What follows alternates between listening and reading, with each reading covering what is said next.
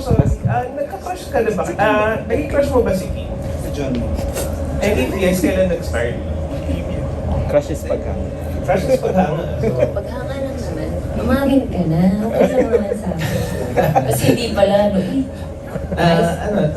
Siyempre pinahangaan ko naman si Kim, pero I think parang ngayon ko lang din nga naalala na nire-resurface yung mga interviews ko dati na gusto ko makatrabaho si Kim.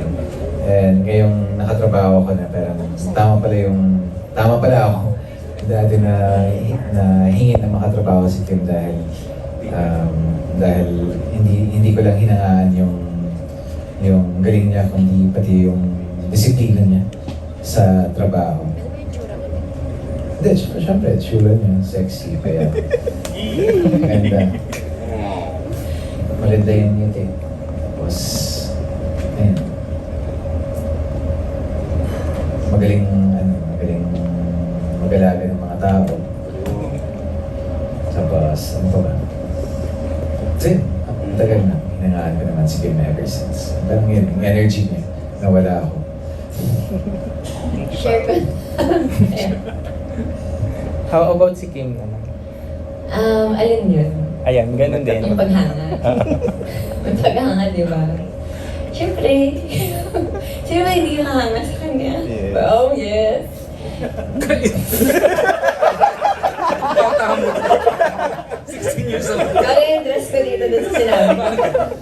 Hindi naman, oo naman. Siyempre naman hindi magkaka-crush kay Paolo. Oh my God. Cute lang siya, tapos tahimik lang siya, tapos gusto mo siyang patawanin lagi. Pero hindi naman siya lagi natatawa. Parang okay naman yung personality niya din. Nonchalant siya. Oo, very nonchalant. So, Hyphenated by nonchalant, one word siya.